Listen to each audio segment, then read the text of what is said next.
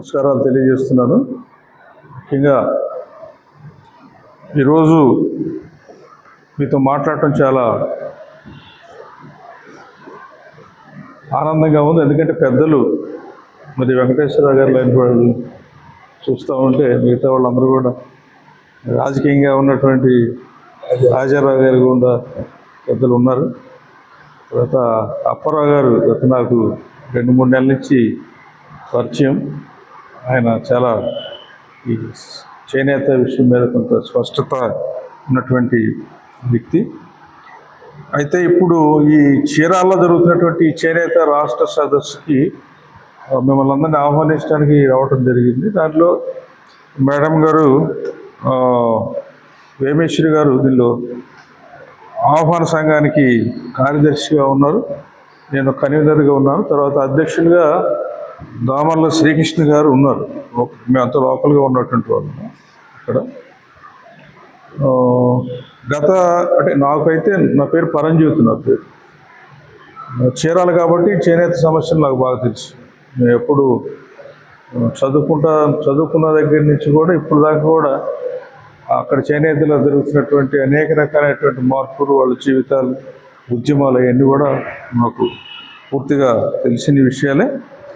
అయితే ఇటీవల మరి ఈ పేడకోటయ్య గారి ఉద్యమం కూడా దాదాపు ప్రధానంగా అక్కడి నుంచే ఆ ప్రాంతంలో పోలూరులో అయినా ఉండటం, చీరాల నుంచి ప్రాతినిధ్యం వహించటం, తర్వాత పార్లమెంట్కి ఇట్లా కూడా పేడకోటయ్య గారి యొక్క ఉద్యమం కూడా ప్రధానంగా అక్కడి నుంచే ఆయన రాజకీయ కార్యక్రమం స్టార్ట్ అయింది. కాబట్టి ఆ ప్రాంతంలో ఉన్నటువంటి అనేక ఉద్యమాలతో మనకి ఉన్నటువంటి పరిచయాల మేరకు మరి ఈ మధ్య ఏంటంటే మనకి చేనేత అనేక సమస్యల గురించి మనం ఆలోచన చేస్తున్నప్పుడు చేనేత సమస్య గురించి కూడా ఒక ప్రధానమైనటువంటి సమస్యగా ఉన్నప్పటికీ మరి దీన్ని మళ్ళా ప్రభుత్వాలు పట్టించుకోవాల్సినటువంటి స్థాయిలో పట్టించుకోవటం లేదు. కేవలం ఏదో కొన్ని పథకాలు, ఆ పథకాలు కూడా ఏంటంటే మరి ఎంతమంది ఉన్నటువంటి ఒక ప్రభుత్వ పథకాలు ఏదో కొన్ని ఇస్తే దానికి మెరుగ్గా 4-10 రూపాయలు కలిపి ఇవ్వటం తప్పితే వాస్తవానికి చేనేత ఎదుర్కొన్నటువంటి సమస్యలు అంటే చేనేత పరిశ్రమ అభివృద్ధి కోసం ఏం చేయాలనేటువంటి దాని మీద అయితే ఈరోజు ఉన్నటువంటి ప్రభుత్వాలు దాని మీద దృష్టి సారించడం లేదు. ఇప్పుడు అంటే సపోజ్ పోయిన ప్రభుత్వం 24,000 ఇచ్చింది సంవత్సరానికి ఒక మగ్గానికి ఉన్నటువంటి ఒక మగ్గానికి. తర్వాత ఇప్పుడు వచ్చినటువంటి చంద్రబాబు నాయుడు గారు 25,000 ఇస్తారు, ఒక 1,000 రూపాయలు అదనంగా. ఇంతేనా? ఇప్పుడు ముందు 24 ఇచ్చినప్పుడు మన జీవితాలు బాగుపడ్డాయి, 25 ఇచ్చిన రేపు మళ్ళీ ఇంకేమవుతుంది? అసలు ఏంటి సమస్య ఏంటి? మరి సమస్య మీద చాలామంది మేధావులు ఉన్నారు, చాలామంది ఉద్యమకారులు ఉన్నారు, చాలామంది వృత్తిదారులు నైపుణ్యమైనటువంటి వాళ్ళు ఉన్నారు. వాళ్ళు సమస్యలు పరిష్కారం చెప్తుంటే ప్రభుత్వాలు ఇంకో సమస్యల గురించి మాట్లాడతారు. కాబట్టి దీన్ని ఒక క్లారిటీ, దాని మీద దానికి సంబంధించిన దానిలో మళ్ళా చర్చ జరగాలి. అంటే ఇంతకుముందు ఏదన్నా సాధించుకున్నామంటే ఇంతకుముందు చేనేత రంగాల్లో ఉన్నటువంటి రిజర్వేషన్ చట్టం కానివ్వండి, లేదా పవర్ లూమ్స్, మగ్గాలకి మధ్య ఉన్నటువంటి ఏదైతే కొన్ని ఈ వృత్తిపరమైనటువంటి మజూలికి సంబంధించినవి ప్రభుత్వం దగ్గర నుంచి రావాల్సినటువంటి అనేక రకాలైనటువంటి ఈ సబ్సిడీలు కానివ్వండి, రాయితీలు కానీ, ఈ ఏదైతే మనం చాలా డిమాండ్స్ మనం చేస్తాం కానీ అవన్నీ కూడా వదిలేసి కేవలం ఎంతో కొంత అందరికీ లాగానే వీళ్ళకి కూడా కొంత డబ్బు ఇస్తే చాలు అన్నట్టుగా ఉన్నటువంటి క్రమంలో అవి ఏమాత్రం కూడా ఉపయోగపడే పరిస్థితి లేదు. కాబట్టి అందుకని మరొకసారి ఈ మధ్య చేనేత గురించి కూడా ఎక్కువ ఉద్యమాలు కూడా లేకపోతే దానికి సంబంధించినటువంటి ఆందోళన కూడా జరగటం లేదు ఈ మధ్య, దాన్ని వదిలేసినట్టుగా కనిపిస్తూ ఉన్నారు. మరి ఈ క్రమంలో కొంతమంది పెద్దలు వాళ్ళతో కూడా కలిసి ఒక సదస్సు పెడదాం, చీరాల్లో ఒక సదస్సు పెట్టి అందరినీ పిలిపిద్దాం, స్టేట్లో ఉన్నటువంటి వాళ్ళు, మరి ముఖ్యంగా మరి దీనిలో పనిచేసినటువంటి వాళ్ళని, కొంచెం ఉద్యమాల్లో ఉన్నటువంటి వాళ్ళు, అన్ని పార్టీలకు సంబంధించినటువంటి నాయకులు, ఏదో కొంచెం మేధావుల్ని వీళ్ళందరూ పిలిచి ఒక సదస్సులాగా జరిపి అసలు చేనేత కార్మికులు, చేనేత పరిశ్రమకి ఇంకేం చేయాలి, ఇప్పుడు జరుగుతున్నది, ఇప్పుడు చేస్తున్నది సరైందేనా, ఇంతవరకు సరిపోతుందా?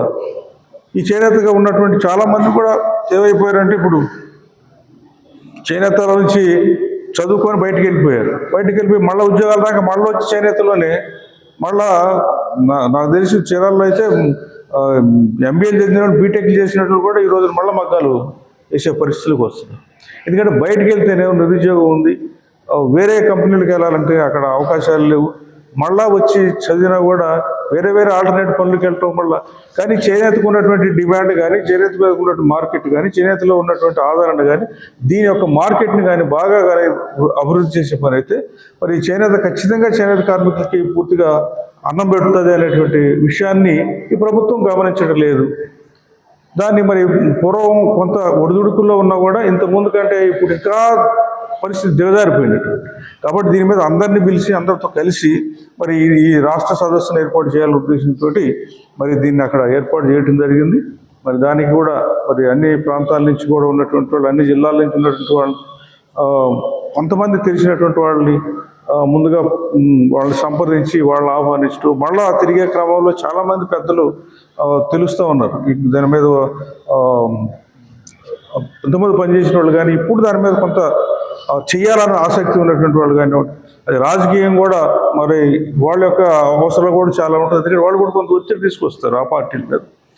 వాళ్ళకు కూడా అవగాహన కలగటం చాలా అవసరం అనే ఉద్దేశంతో ఈ రోజున ఈ చీరాల్లో ఈ రాష్ట్ర సదస్సు ఏర్పాటు చేయడం జరుగుతుంది. కాబట్టి మాకు ఇక్కడ ఉత్తరాంధ్రలో ఉన్నటువంటి పెద్దలు మీరు ఎవరైతే ఉన్నారో మీరందరూ కూడా ఈ కార్యక్రమంలో హాజరయ్యి అక్కడ జరిగేటువంటి చర్చల్లో కూడా పాల్గొని దీన్ని మళ్ళా కూడా ఈ చేనేత పరిశ్రమకి మళ్ళా చేయూతనిచ్చేటువంటి విధంగా ప్రభుత్వం కొంత కథలకి తీసుకురావాలి దీని ద్వారా అనే ఉద్దేశంతో మనం ఈ రోజు ఈ కార్యక్రమం చేపట్టాం. మరి ఇందాక మన అప్పారావు గారు చెప్పినట్టుగా చేనేత ఇప్పుడు కాదు, చేనేత సొసైటీలకి ప్రభుత్వమే బాకీ ఉంది. ప్రభుత్వమే బాకీ పడ్డటువంటి పరిస్థితులు ఉన్నాయి ఈరోజు. దాని గురించి కూడా ఆందోళన చేస్తూ ఉన్నారు. కాబట్టి అనేక సమస్యలు మరి మొన్న అక్కడ జరిగినటువంటిది ఆచంట ఇక్కడ జరిగింది అక్కడ ఆ సొసైటీలు ఈ మళ్ళీ రాష్ట్ర వ్యాప్తంగా తెలుస్తుంది అంటే ఇంకెక్కడెక్కడ బాకీలు ఉండే ఏంటని. కాబట్టి వీటన్నింటి గురించి కూడా కొంత కడపాటి గారు వాళ్ళ అబ్బాయి, తర్వాత మంగళగిరికి సంబంధించినటువంటి బాలకృష్ణ గారు, నాగేశ్వర గారు, వీళ్ళందరూ కూడా కమ్యూనిస్ట్ పార్టీలో పనిచేసినటువంటి వాళ్ళు, మరి ప్రొఫెసర్ నూర్ బాషా గారు కానీ, శ్రీనివాసులు గారు దాని మీద చేనేత మీద బాగా చేసినటువంటి వాళ్ళు.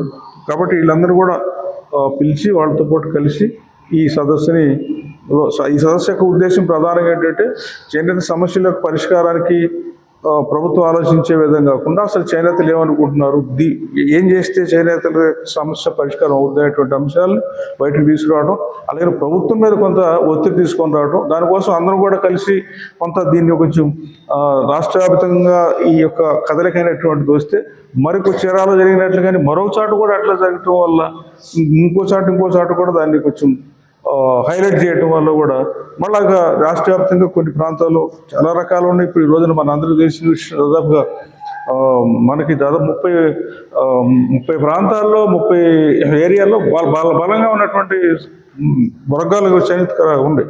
మా చీరాల్లో అయితే దాదాపుగా 65,000 ఓట్లు ఉన్నాయి. 65,000 70 దాకా ఉన్నాయి. 60 అలాగా ఒకసారి 40, ఒకసారి 50 అట్లా ఎక్కువ.